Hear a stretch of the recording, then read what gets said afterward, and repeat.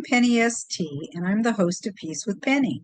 We're excited to continue with the second episode of our fifth season. Well, we are excited, but who could have guessed this would happen? With the attack against Israel, it's a very sad time. Thousands of missiles sent from Gaza, terrorists crossing the border, shooting civilians and Israeli soldiers, kidnapping dozens of civilian women, children, men, and military soldiers, dragging them back to Gaza from their homes as hostages. Counts of the dead and wounded keep increasing every hour. The Gaza terrorists didn't let even the dead rest in peace and took them back to Gaza. This is 50 years after the Yom Kippur War, and it's a surprise again. They'll have to look closely at what happened, but that analysis is for another time. And now, as Israel climbs out of their shock and surprise, they're beginning to defend themselves by bombing Gaza, and the toll on casualties in Gaza continues to rise. The endless loop of terror and hatred spins, blocking any thoughts of peace. Defense is expected and understandable, but if Israel also harms civilians, that isn't equity. In war, it's a conundrum that continues to fail the test of time. Violence leads to more violence. Isn't it past due to think of more effective solutions? Has an eye for an eye left everyone blind? Here's a twist I didn't expect. The height of absurdity is that these sick assassins threaten to record the executions of the hostages if Israel discontinues their civilized practice of warning exactly when and where they will be bombing, so people will leave and they won't get hurt. It has been Israel's humane practice for years, and these depraved insurgents insist they continue. Hamas has intentionally built their tunnels that they shoot the missiles from below schools and hospitals and mosques, making their people human shields and telling them to be a martyr and be rewarded in paradise. The hostages, no doubt, will be brought there as well, so Israel will be shown to be killing their own people, and all the bloody mess will be captured on videos for the guerrillas to use for propaganda. This is relentless depravity. So, I'm the host of a peace podcast. What now?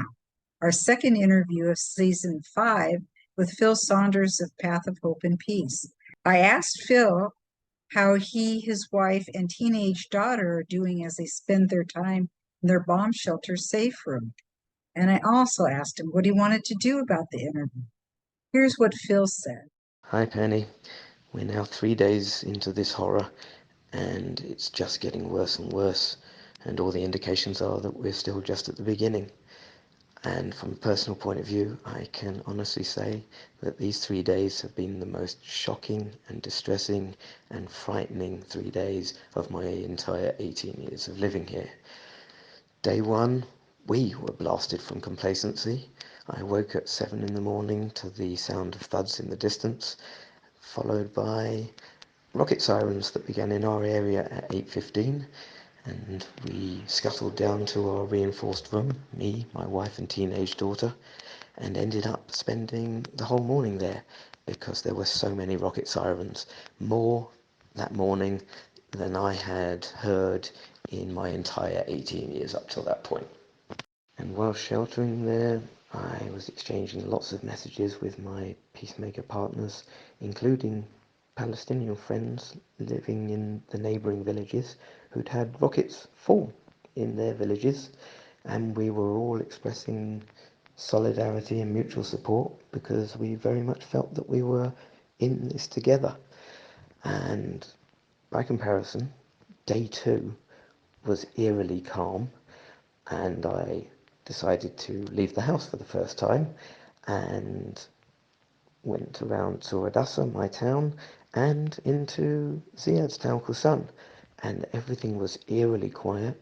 It was like the eye of the storm, and that was the day that the full truth descended upon us, that what had happened the previous day was Israel's 9/11, where Hamas flooded into Israeli communities, killing and kidnapping at will, with apparently Israeli security forces nowhere in sight for hours. And as the second day proceeded, the death toll just rose and rose from double figures into triple figures and was approaching 1,000 by the end of the day, leaving us reeling in shock and horror and fear of what might be to come. And then on day 3, Israel's response began in full force, and now the Palestinian death toll is also rising and rising, and we are all suffering terribly. And I had to think whether it was appropriate to release our interview at such a horrifically dark time. But then I thought maybe its message is needed now more than ever, because we have to show that there is another way, that instead of fighting each other, we can live together. And that's what we've been doing now for many years in this part of the land. And we are standing strong together because we are not willing to let violence and extremism drive a wedge between Israelis and Palestinians in this neighbourhood. And so I believe our interview can be a vital message of hope at this terrible time. I'm also heartened by the messages of continued inspiration from the other peace organizations I've reached out to. The consensus seems to be, of course, we'll keep working. They are the message of reason and of hope. So we continue. On our show, we interview Israeli and Palestinian peace organizations. We believe that peace is possible in the Middle East, and we are committed to giving a platform to the organizations that are working to make it happen. We've had over 75 interviews with incredible organizations, and we thank you for your interest. We first spoke with Phil in January of 2022, and we wanted to get an update of their work. Path of Hope and Peace began in 2014 as a connection between peacemakers in the Israeli town of Sur Hadassah and the Palestinian town of Husan. In Israel and the West Bank, communities are often divided along ethnic and religious lines. We'll learn how Path of Hope and Peace has transformed the town of Husan from a center of violence into a model of peace and cooperation. Since the beginning, they've added other Palestinian and Israeli towns and have become a model embraced as a working prototype for conflict transformation, which today is known as the Husan, Beitar Illit, and Sur Hadassah model. In 2021, Path of Hope and Peace was awarded the Victor J. Goldberg Prize for Peace in the Middle East. But you may be wondering why I work so hard to share the heartening stories of Israeli and Palestinian peace organizations. I'm Jewish, and that's part of it. Israel is so important to our religion that for centuries in every service, we pray facing Jerusalem. But I live almost 7,500 miles away from the Middle East. Did something happen to get my attention? You bet.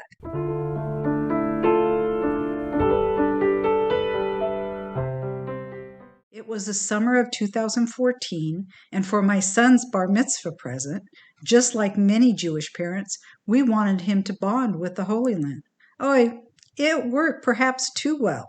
My husband had stayed back at the hotel, and our friends, my son and I, had just stopped in a pharmacy. Run to the bomb shelter, sweetie, please hurry. I didn't hear the sirens at first, but the Israelis did. They're used to hearing these things. We ran to the back of the storeroom. It was a 12-foot by 24-foot windowless bomb shelter. My heart's pounding. Boom, boom. I hear and feel the percussion of the exploding bombs. I'm trying not to get sick. I look at my 13-year-old son and I think I'll never forgive myself if something happens to him. That's an excerpt from a speech I gave to the Orange County Jewish Bar Association. It was the first, but not the last time we had to run to a bomb shelter. Our adventure and my transformation is also the subject of my book, Blasted from Complacency, A Journey from Terror to Transformation in Israel. There is no chapter in a parenting book on what to do when a war starts and you're on a family vacation. Think touring extraordinary and sacred sites mixed with cowering in bomb shelters. I'm still trying to get over the Jewish guilt of taking my son to war for his bar mitzvah present. The impact of being human targets helped me understand the plight of Israelis living like this, and it also made me want to work on peace. How Israel is often described on the news is not what I'd seen with my own eyes. And I felt Palestinian parents also preferred their children playing safely in their backyards. The missiles exploded just near enough to blow apart my world as I knew it, forever changing me, and you'd never recognize my life today with what it was like then. I believe I found my life's purpose.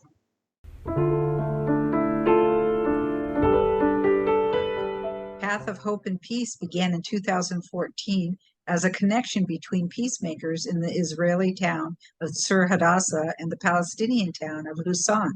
Unlike the United States, where people of different backgrounds often live together, mostly successfully, in Israel and the West Bank, the villages and towns often have unique identities, and we'll be talking more about what that means.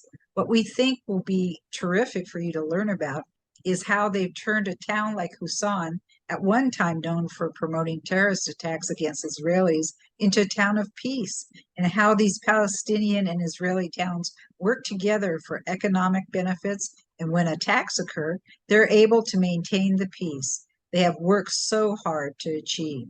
Since the beginning, they've added other Palestinian and Israeli towns and have become a model embraced as a working prototype for conflict transformation, which today is known as the Husan Beitar Elite and Sur Hadassah model. So let's begin. Welcome, Phil. Thank you, Penny. It's great to be back. Yeah, great to have you back. So first, I wanted to play two short clips to show what can happen even in more violent times, like in May 2021, during another time of expanded violence. And then we'll look at how it looks today, even with all the violence happening this year. Hello everyone. Here we are at the entrance to the town of Husan, a Palestinian town in the West Bank. And as we walk in, we can see that there's a red sign that warns Israelis that entrance to this Palestinian village could be dangerous for Israeli citizens. But the reality is that sign is out of date because a change has happened in this town. Over the course of years, from having been dangerous for Israelis in the intifadas, this is now a town where the signs are written in Hebrew. This is the puncturia, where you get your car punctures fixed. And if we look, we see Hebrew on almost all of the signs here because their livelihoods depend upon Israelis coming in and buying things. And now, if we look at these signs over here, the sign in black, white and yellow there, that says Shtifat HaShalom. That's the car wash of peace. And underneath it, in white, this is written Kiosk HaShalom. It's the kiosk of peace, where Israelis can come and buy everything cheaply, whatever they might need. And this is how we have it in Husan now for many years. And we've built a robust coexistence that can even stand difficult periods such as what we've just gone through, where fires were burning all over the land. Here we were working together as a team to keep the peace and the coexistence going. And that's what we're seeing today here at the end of May 2021. And by keeping the peace, we were able to get straight back to normality after the war. This was the first group to come and visit us already at the end of May, a mixed group of Jewish and Arab Israelis that came to visit the beautiful natural springs in the town of Husan. And this is just the latest in many trips that we've been having to the town of Husan in recent months.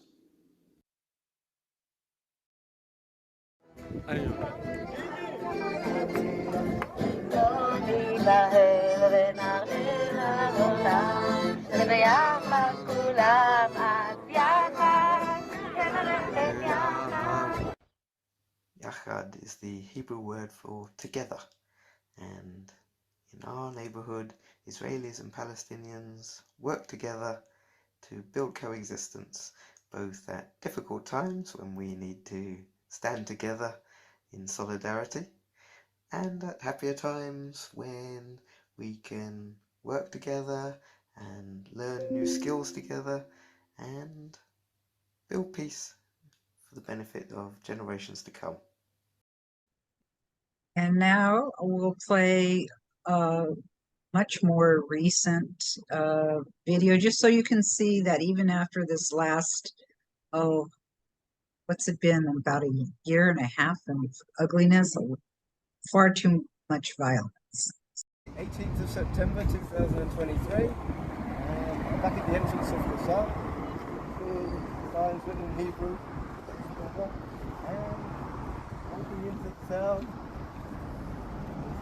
This is written on the army post. Shalom is written there. We'll do Shalom. Shalom. This is the key to the entrance with our friends, and this is where Israelis come to find me, and everything is continuing in our area because we maintain things. As you can see, lots and lots of yellow number plates coming in, Israeli number plates, but also the white number plates, Palestinians. That's what coexistence looks like. So, Phil, can you give us a little bit of background of Path of Hope and Peace? By all means. Okay, so it began in 2014 as just a local neighborliness project. Wanted to get to know each other and discovered that there were many people in this area who remembered, long before I moved to this area, happier times when everything was open and there were good relations, and then politics and violence and all kinds of things got in the way, and now there are checkpoints and fences, and there are many people though that dream of turning the clock back somehow. And so when I got involved, I discovered that that was the interest on all sides, if it were possible.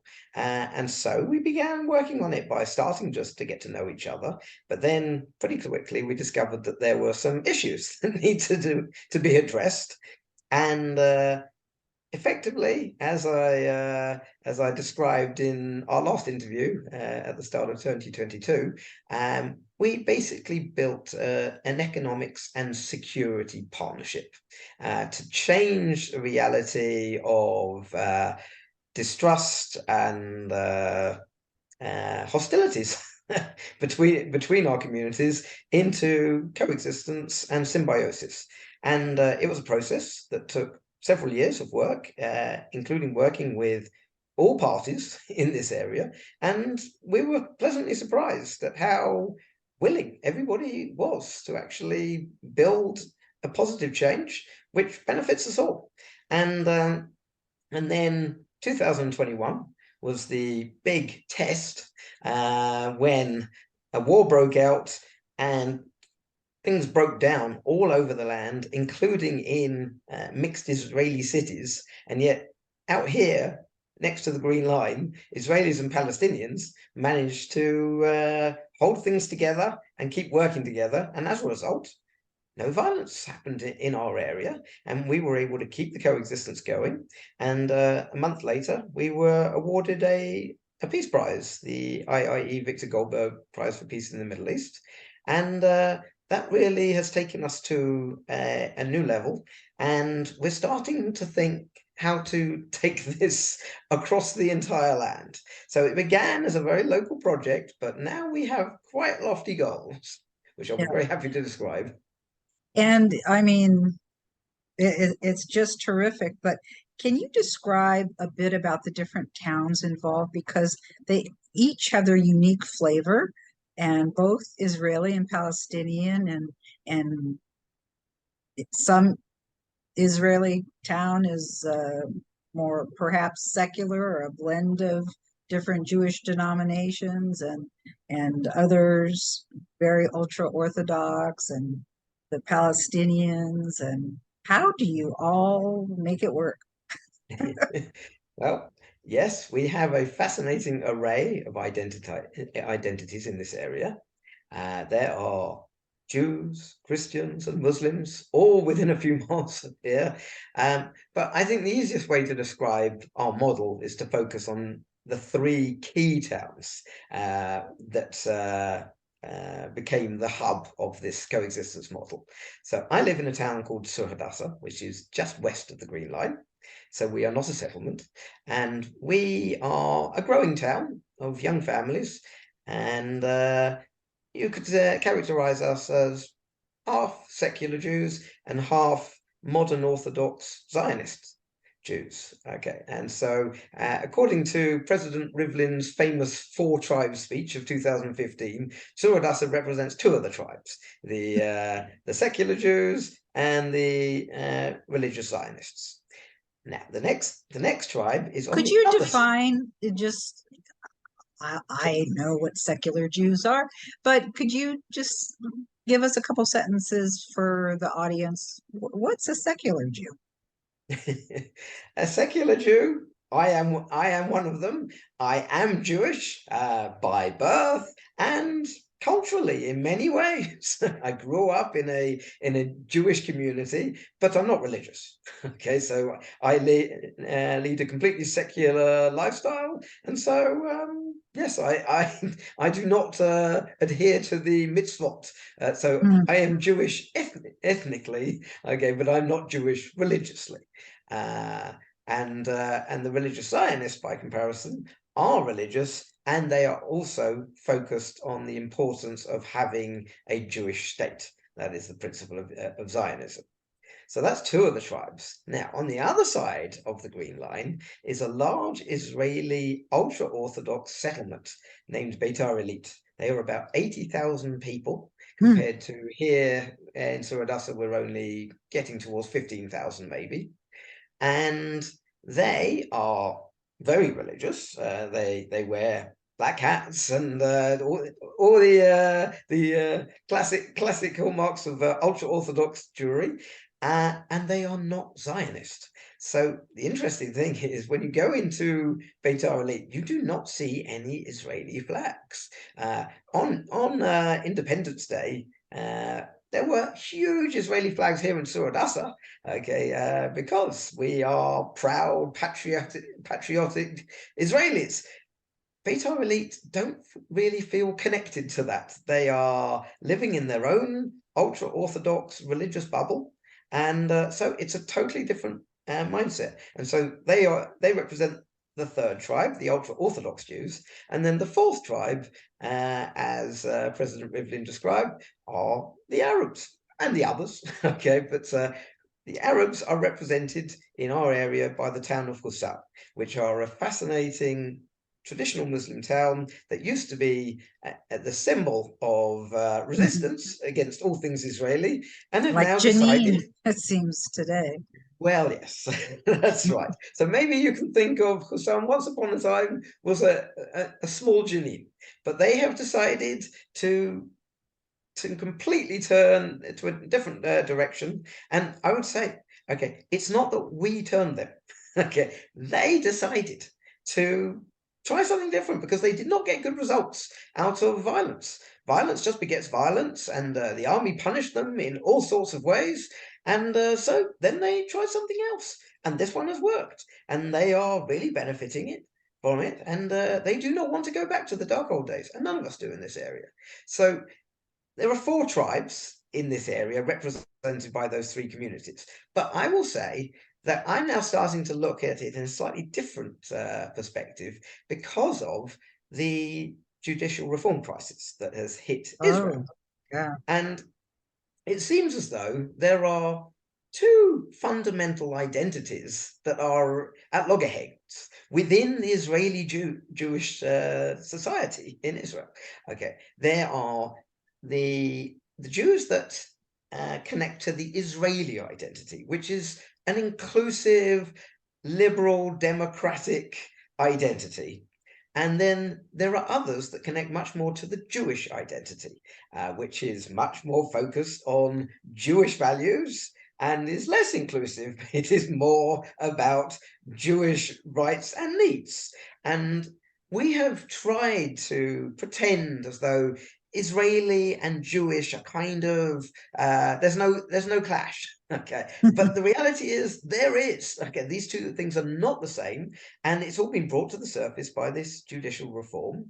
And the ones who represent the Israeli identity are trying to keep things the way things have been, to maintain a democratic, liberal, secular nature of the country, whereas the Jewish identity people are much more focused upon making it a much more religious society where the laws are governed by a Torah to some extent.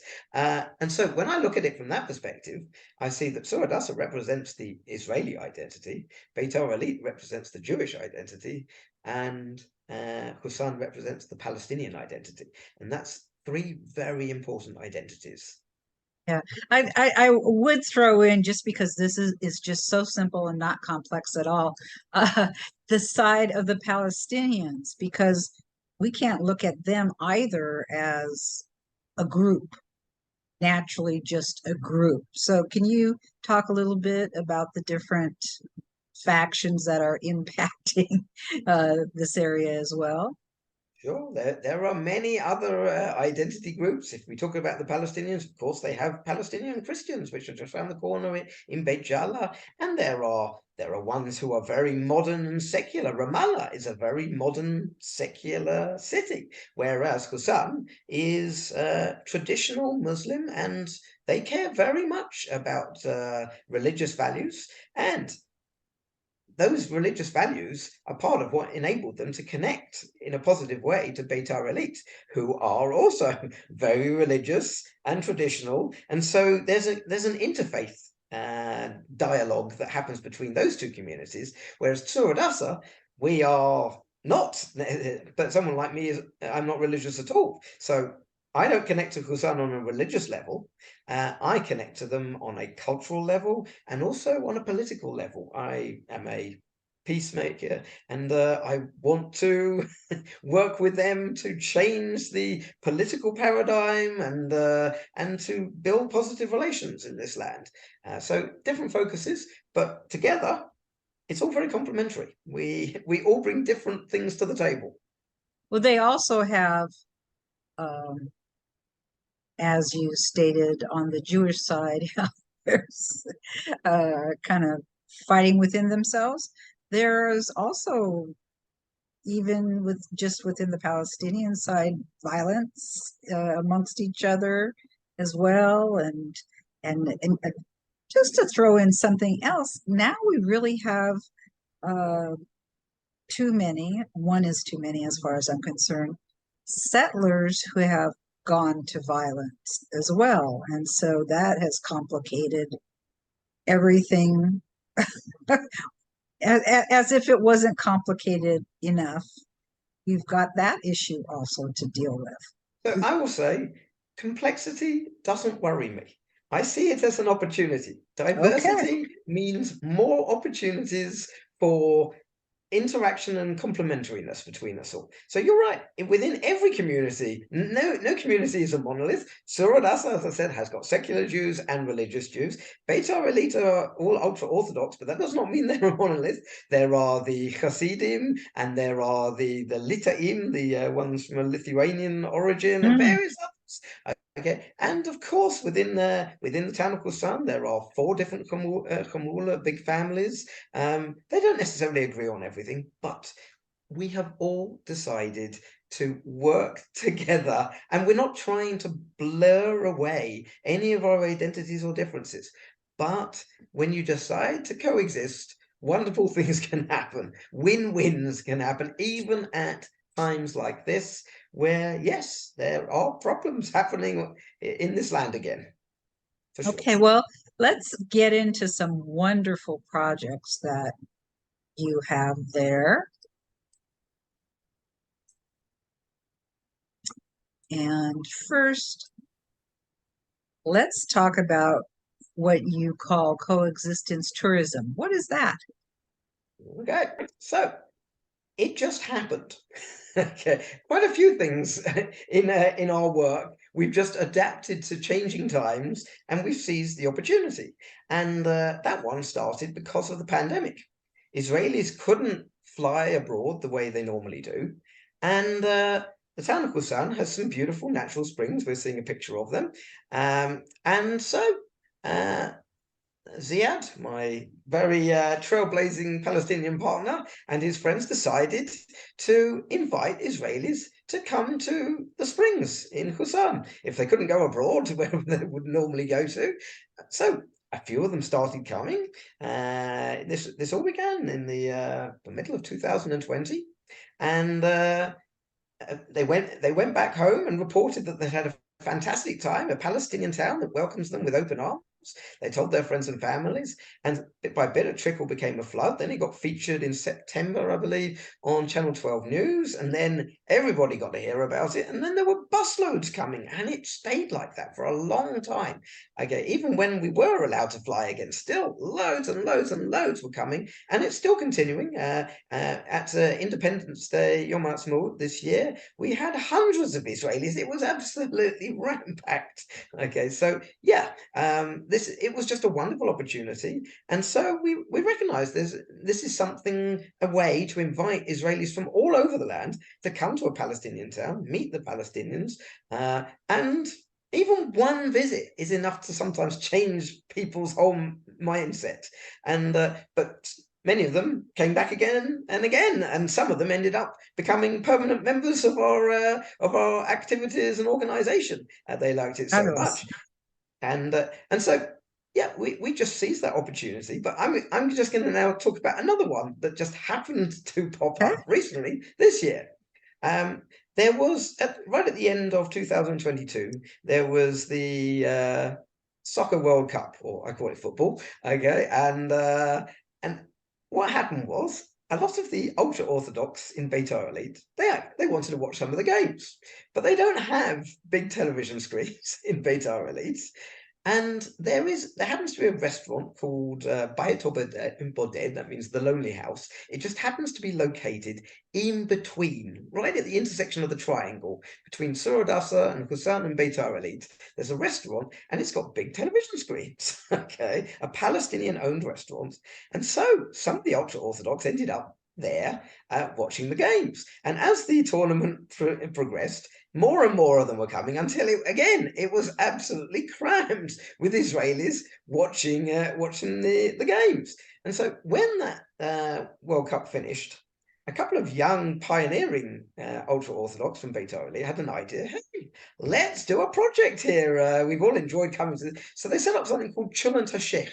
Okay, it's Chulent is traditional Jewish food, but being served effectively by the sheikh, by the Palestinian sheikh, okay, or in a Palestinian restaurant, and it was a wonderful success. It only ran for a few months, okay, but nevertheless, during that time, okay, everybody was coming from all the different communities, and we were all there talking about the issues, including the internal Israeli crisis. There were people from Beit Ha'Arlit, and there were people from Sur Adasa and from other Israeli towns, and some very interesting conversations began, which then led to various social reconciliation meetings. And so, again, it just happened spontaneously, and we just take the opportunities and run with them.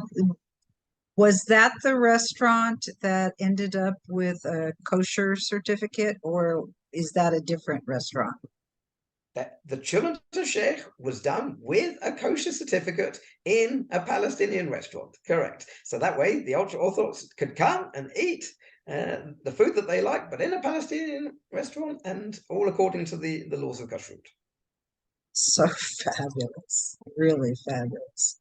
Okay, and then often in the peace world, unfortunately, I think really due to the emphasis on the religious side, that men tend to play more of a political participation.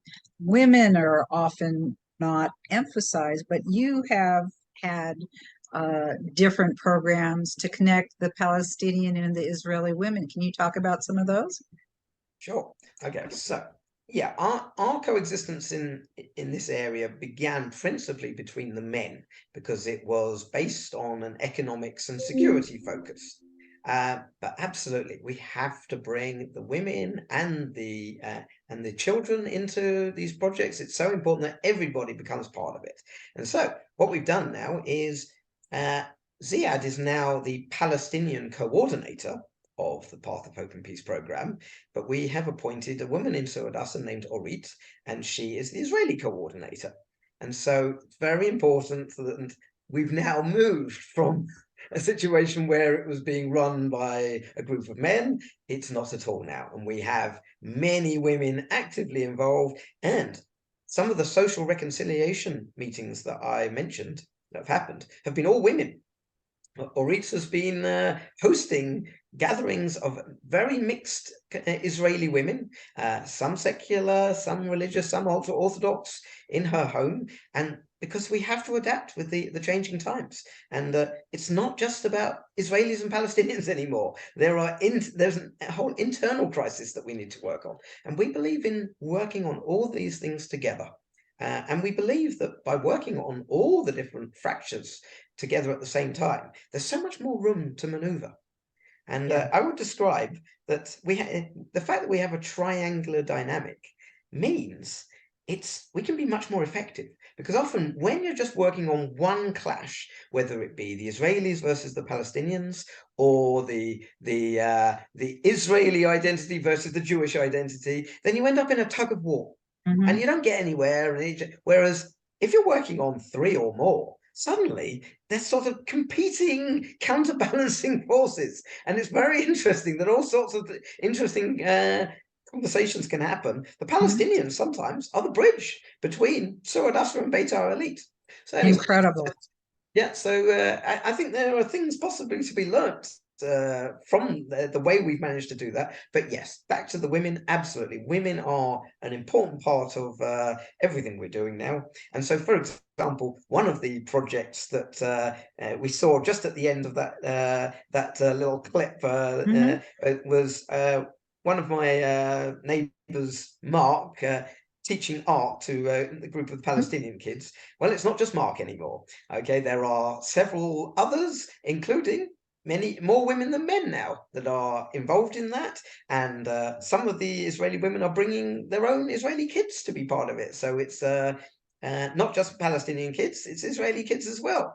And yeah, it's now called the Connecting Through Arts project, because it's not just art anymore, it's art and languages and music, and so yes, it's all being taken to a higher level. Fabulous. And I think obviously one of the very key folks that have to go through this work are the young ones, the generation that will hopefully solve all these issues, but they have to be raised hopefully with an open mind to even imagine such a thing. And your work is just so fabulous. I wanted to talk, you also work with Israeli and Palestinian entrepreneurs. What happens there? You're now looking at some of our ideas for taking things forward in the next years to come. Okay, because we have an opportunity to do anything we want now in this area. We have excellent working relations, and we have to build them to a higher level. And so there's already economics happening between the Israelis and the Palestinians. And yes, a few are starting to actually work together and run businesses together. Now, that is a whole new level of cooperation. And we see huge opportunity for getting entrepreneurs. We've been having conversations with both Israelis and Palestinian entrepreneurs. There are very successful Palestinian businessmen in Husan and in other towns around this area. And we want to get them together. Okay, that we've already been introducing on an individual level. We would like to create effectively a chamber of commerce in this area. And so we're starting to think much larger, much more organized, and we're taking things to the municipal level as well. This is not just a group of individual local activists. No, we're getting support from the leaders of the communities, because they've seen the benefits and they want to be involved. So yes, suddenly it becomes possible to think of bigger infrastructure projects effectively. And so entrepreneurship is one. And the youth, by the way, they really connect to it. The Palestinian youth, many of them don't want to. Hussan has already left its agricultural days behind to a large extent. There are still some, by the way, who are still ploughing the fields every day, but many of them now have commercial jobs, and so the economics has been built based on. We've got Sukkot coming up imminently. Okay.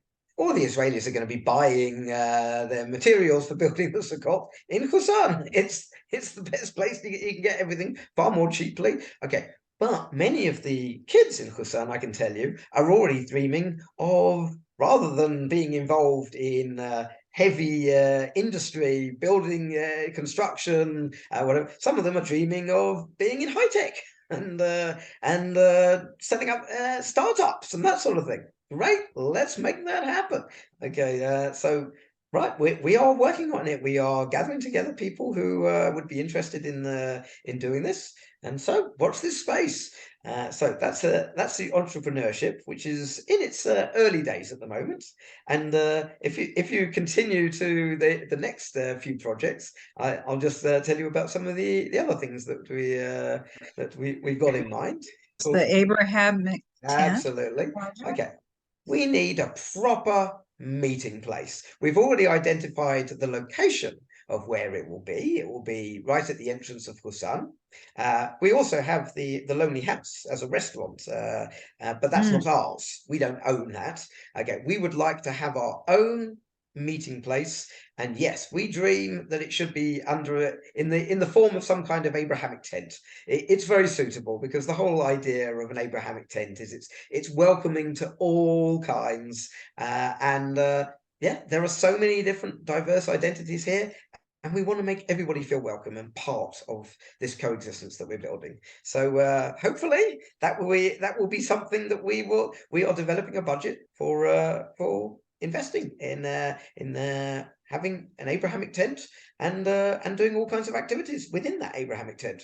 So again, we will see as we progress. I will keep you posted. What's next on the intercultural events? You're collaborating with other peace organizations. Absolutely. Okay, so first of all, we are very keen to work with everybody. We believe win-win is most successful when everybody works together. You can be so much more efficient, and yeah, you can do joint projects together. So, for example, this was actually a Sukkah of Peace, Sukkah Shalom, which was done in 2019 before the pandemic hit, and that was done jointly between the Path of Hope and Peace and the Abrahamic Movement. And we are going to be doing another one very soon in this Sukkot. On October the 4th. We are going to have another Sukkot Shalom, and that one will be at the Lonely House restaurant.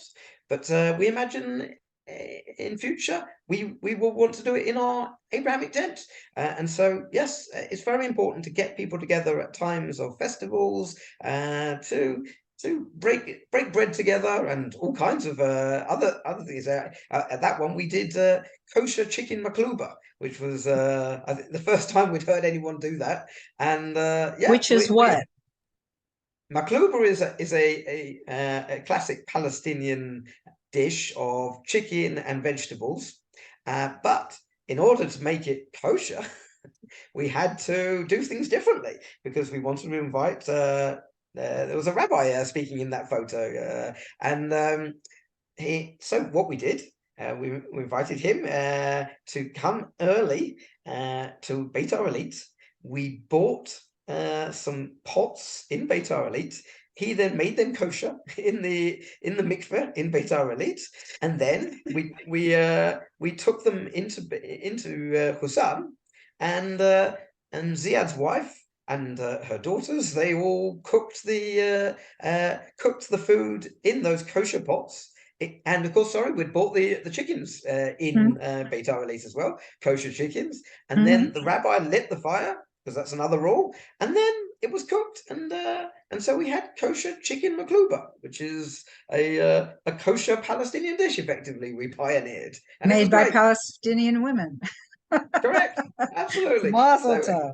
Mazel absolutely, tov. anything's possible if you choose to adhere to the rules of everybody. Then everybody can enjoy these festivals together. So that's what we'll be doing again on October the 4th.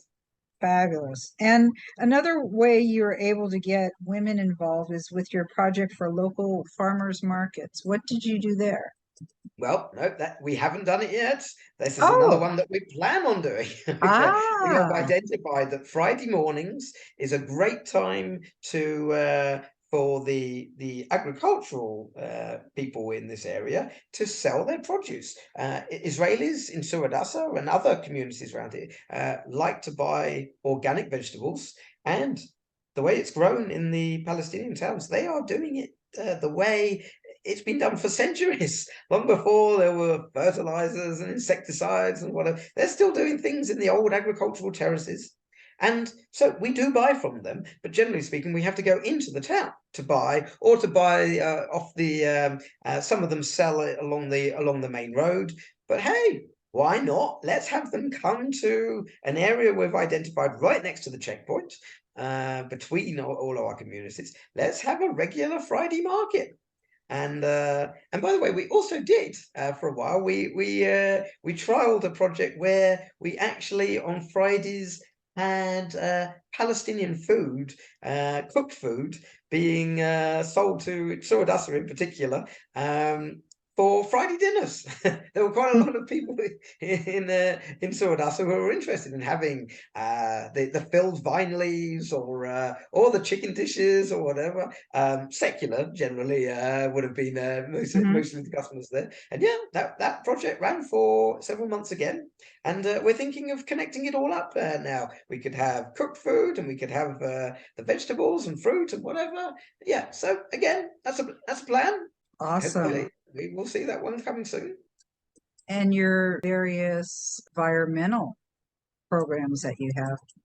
Yeah, okay. So we have worked on the environment in a few ways already, but we envisage doing it at a much larger scale.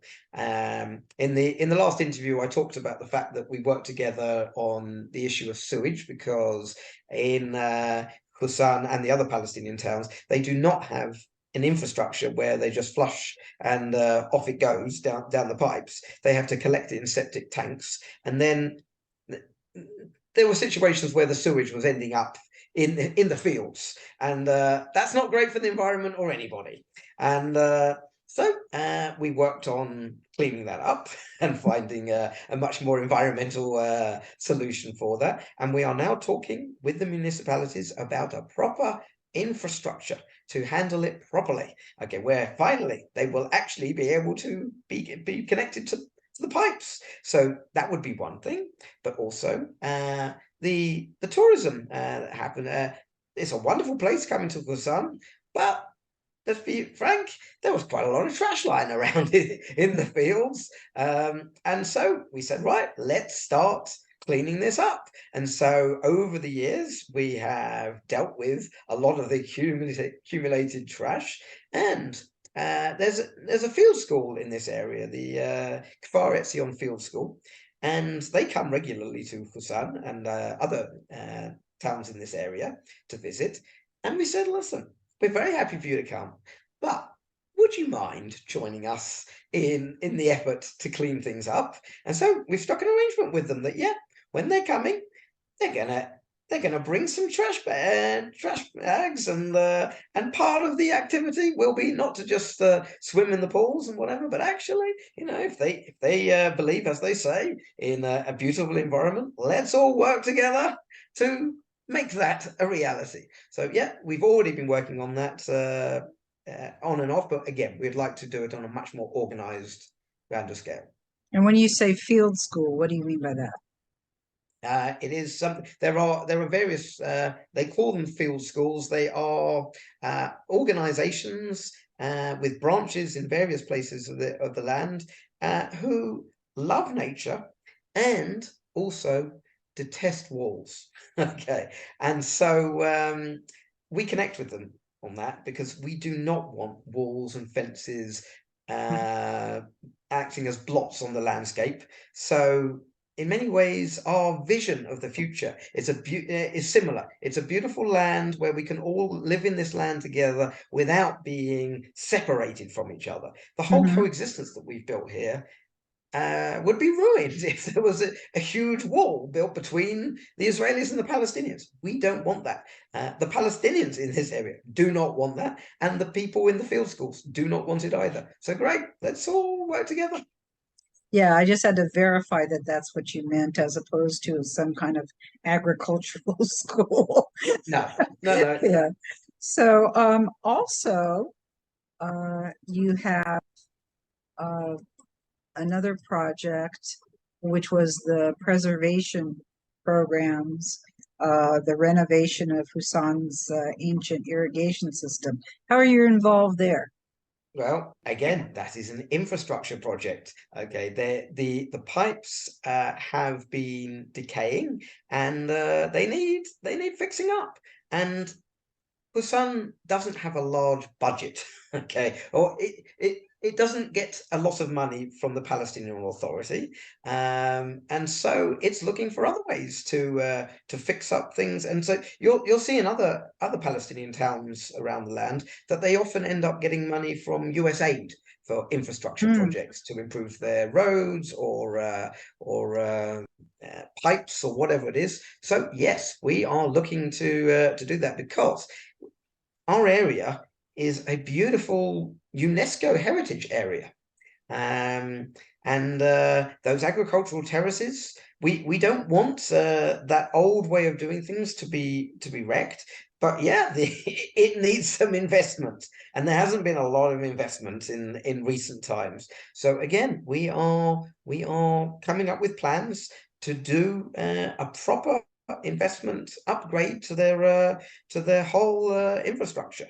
But I'm going to have to say, let's be frank about all of these projects. We are now at a level where we are seeking support externally, because this began purely as a voluntary project, but now we really want to invest in this thing. We see that we've done something very important, and we want to take it to a level where everybody will see just what can be achieved when we all work together. Because as I said at the end of the last interview, we really want this to be an inspiration for other communities to follow what we've done, but secondly, for the whole land to learn from what is possible. And if we all work together and solve problems together, it's amazing what can be achieved despite all of the politics. Okay, and so yeah, we do need help from the outside world to make that happen. And so we are now properly organized with all the bureaucracy so that we can receive donations from people abroad. People in this land, okay, we also are very keen for people to get involved physically, but obviously people who live far away, such as yourself, then it's harder to be involved physically. But there are many other ways that you can support us. We really do have a lot of aims, and we are trying to change the whole paradigm now. I thoroughly agree, as you know. Thank you That's the very whole much. purpose. The whole purpose of our show is to, you know, I say, why are the crazies running the asylum? Why are the only ones that we hear about are the ones trying to kill each other? There's so many more people who have been working on peace for years. I say that there's peace today in Israel and Palestine, but there's pockets, and we need to grow that. I mean, because retaliation does nothing except hurt more and make it worse for everyone. So I completely agree. And we've seen in this area that violence didn't make things better, whereas coexistence really has done. Yeah, the potential for change is enormous as it happens, because whilst it may be just pockets of coexistence that are happening, I can tell you, having been all over this land, the vast majority of people in this land, both Israelis and Palestinians, do not care so much about the political situation. They don't understand it necessarily. It drives them mad often. Okay, most people would just, what they care about is living their day-to-day lives. People in Suradasa want their kids to be able to go to school safely, and they them to be able to go to their jobs safely in Jerusalem, which means driving past Khusan and whatever. And that's what we've done. Okay, and the same goes with the Palestinians, not just in Khusan, in all of the other Palestinian towns in this area. They all say, we just want to be able to live in our towns in dignity and put food on the table for our families. And 1 state, 2 states, 10 states, we don't care. Just let's live a normal, uncomplicated life the way other places do. Although, let's be honest, plenty of other places have their problems as well. Oh, no kidding. This, the US does not look like the US we thought it was. And during high holidays, we have, because of all the anti-Semitism and stuff, we had police and sheriffs there and going like through a checkpoint, checking that you didn't have anything in your purse or metal on you, so on, metal detectors. It is a different day and world, and this is not the direction we want to be going in at all. So let's galvanize everybody who wants to have a normal life, which is the vast majority of people. We've ended up somehow being pushed into silos against each other. Many people I've spoken to say they think that social media has ended up actually doing that. We end up in sort of polarized echo chambers, and the reality is we're much more similar than we think. Okay, that's what I've learned in this area. Okay, we all have our own different identities, but that doesn't mean we don't want very similar things at the end of the day. We're all human beings with human needs. And and even one discussion during the high holidays is they had to tell us where a defibrillator was. It was a very creepy feeling for the high holidays, I'll tell you. So you have such a program, and you want to talk about that? Yeah. The reality is, okay, there despite all the wonderful things we've managed to achieve in our area, there are still some fundamental inequalities. And for example, healthcare is drastically different for the Palestinians than for the Israelis. And so, for example, in my street, there's a defibrillator, a public defibrillator, just a few doors down. But in Khusan, they don't have anything like that. And so, if somebody has a heart attack, they have to drive into a hospital or whatever, and it may be too late. So these are the kinds of things that we can fix. It doesn't cost that much to put a few public defibrillators where people will know where to find them, and a couple of people would need to be, or a few people would need to be trained to operate them, and then can save lives. And another way is also preventative healthcare. In Israel, we get checked regularly. The Palestinians, it's not really like that. It's only when there's a crisis, then they go and get checked out to see what's happening, and then only then discover that, I don't know, that they've had a heart attack because they had high cholesterol and nobody knew. Okay, or checking for cancer. There are all kinds of things, and so we want to invest in that to create, because there's a huge difference in life expectancy between the Palestinians and Israelis who are living just a few miles away from each other, and we want to bridge that. So we want to invest in the healthcare for the Palestinians as well. Okay, the next slide is in Israel, instead of the kids after they graduate high school going to college, they have a requirement, unless they're ultra-Orthodox, to go to the Army. And here you have a pre-Army group that you are speaking with. Can you talk about that? It's so important. Sure. Okay, so I'm just looking at the picture. I can see Ziad at the back in the center with a blue shirt, and I'm on the right of him. There he is. Yeah, And and we went to this group. It's called a machina. It's the year of preparation before going into the army. And we feel it's so important to engage with Israeli youth before they enter the army and are going to have a big rifle in their hands and going to be out there facing whatever situations might be. And if they get to hear our story and tell them that even if they think just learn that some Palestinians want to coexist, that might make them think twice before pulling a trigger. But they have been universally so impressed by when we have these meetings, and we can see they really engage. They ask very tough questions, by the way. Okay, they're very skeptical at the beginning, and that's fine. We tell them exactly how it is, and yes, some of them they then get to meet not just Ziad, but some of the other Palestinians, especially if they get to then meet Palestinians of the same age. Sometimes they discover that they like the same soccer team. Okay, and all sorts of things, and then it humanizes everything. Yeah, and that's so important. And so yeah, it's part of our work.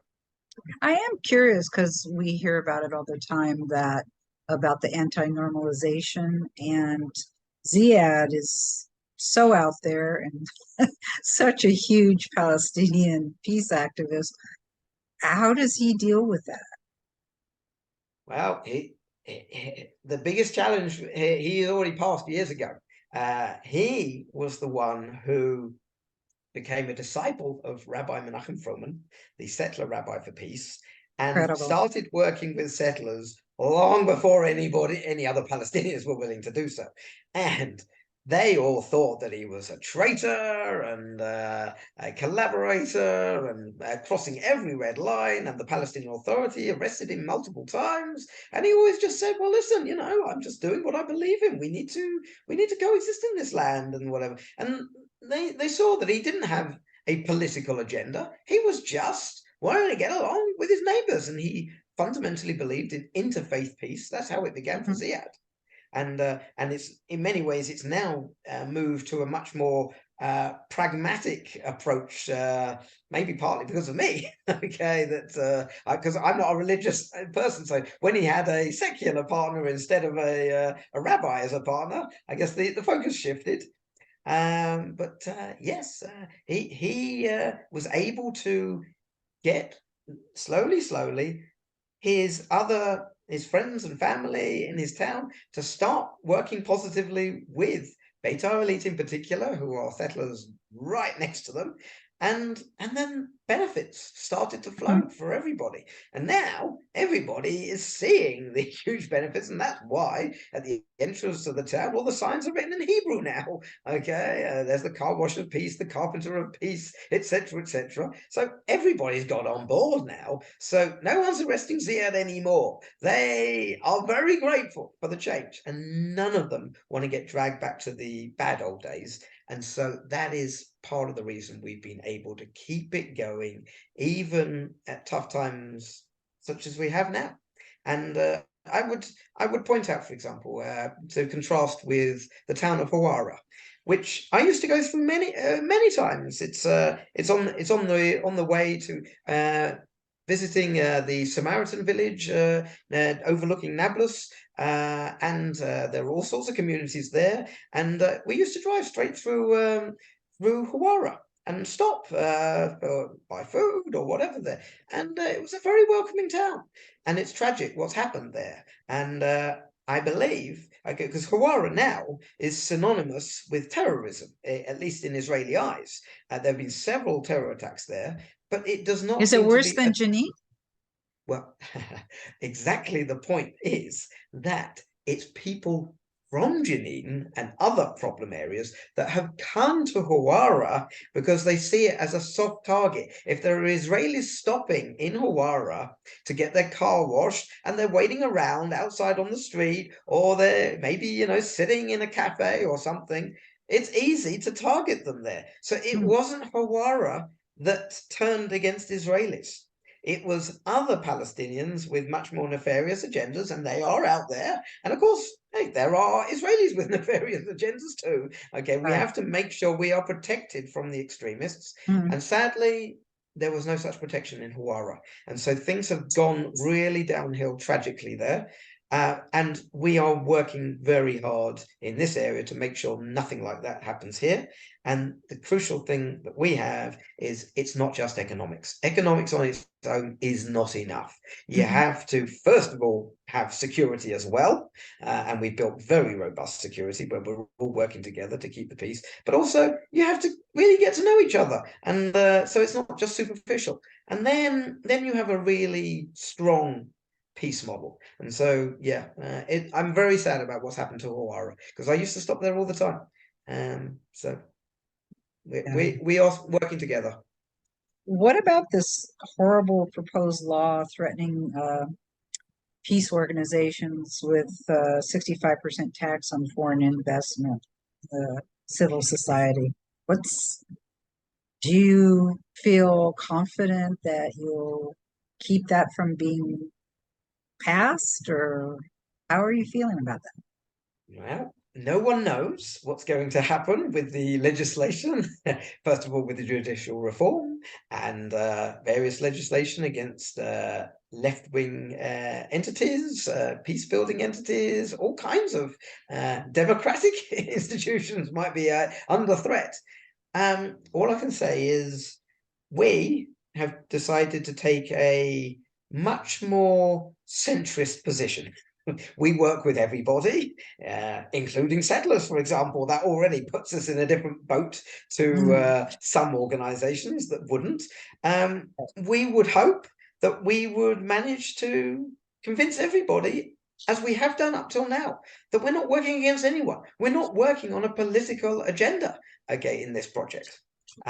We are building win-win symbiosis. And so there's no reason why anyone should look at us as working against them.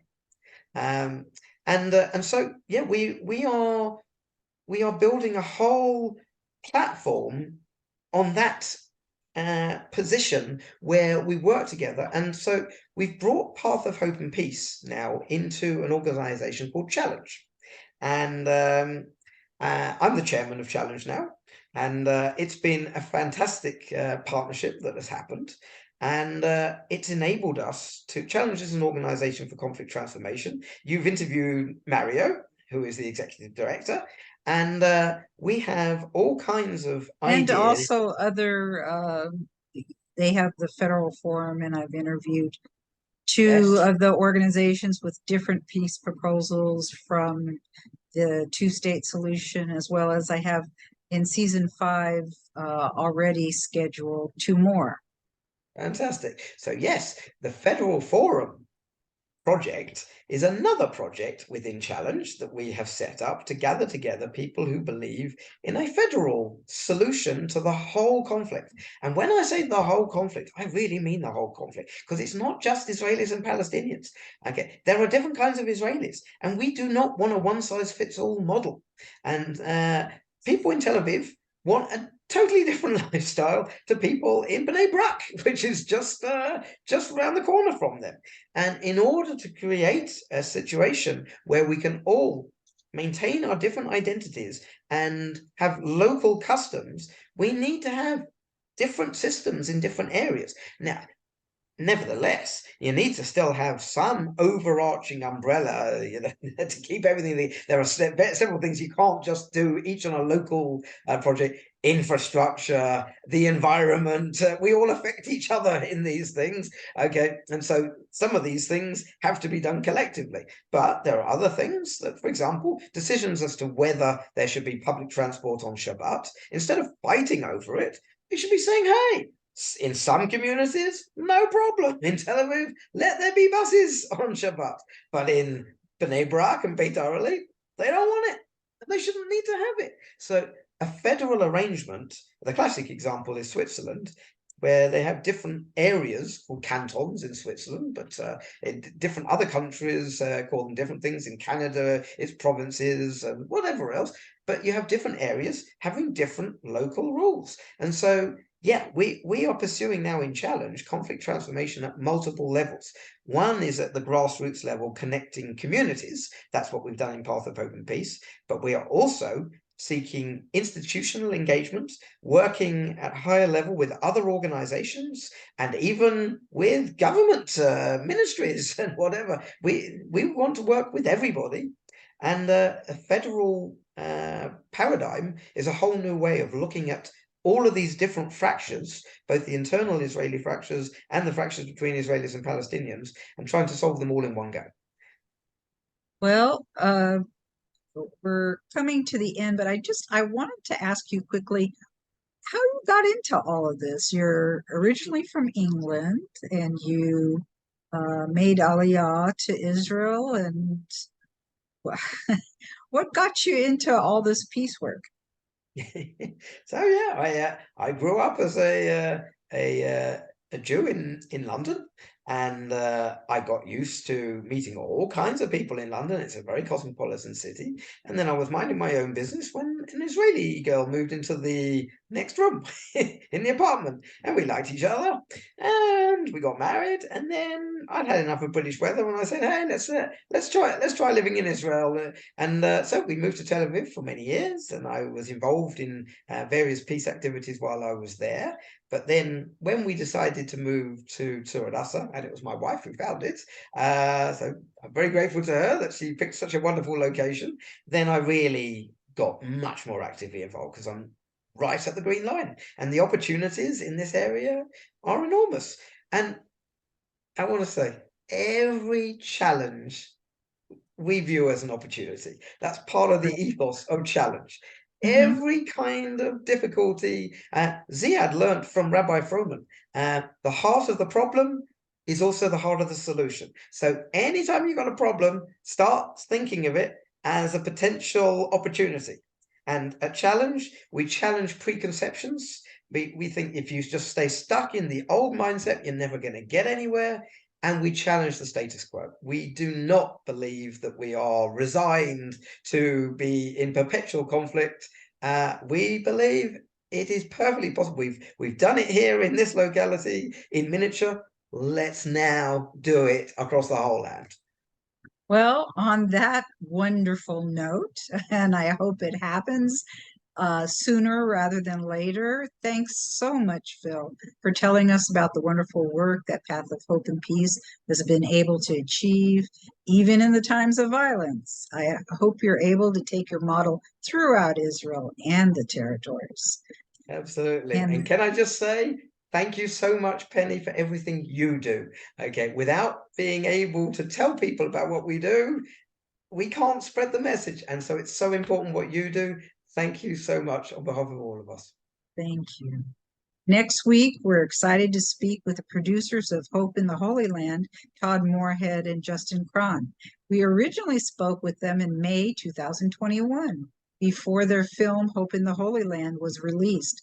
And now we'll get to speak with them about how it went and how they are now producing the Hope in the Holy Land series. Speaking with Phil today, it uplifts me and gives me hope. I hope you feel the same way. Even in the face of continued violence, when the groundwork has been laid, both Israelis and Palestinians can keep the calm. It's not easy, but it's achievable. For now, we at Peace with Penny would like to wish that everyone soon will live in peace, shalom, and salam.